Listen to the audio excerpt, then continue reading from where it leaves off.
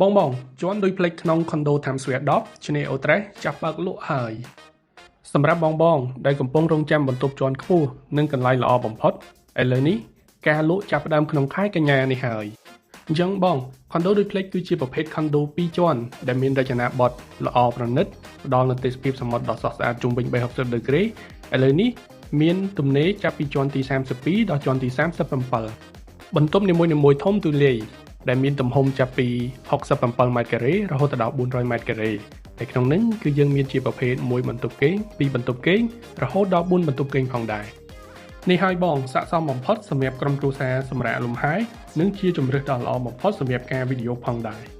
ចឹងបងដែលចាប់អារម្មណ៍ unit ដំបូងគឺតម្លៃល្អមែនទែនជាមួយគោលការណ៍បង់ប្រាក់មានភាពងាយស្រួលហើយបងដែលតាក់ទងមកឥឡូវនេះអូននឹងមានការបញ្ចុះតម្លៃ special មែនទែន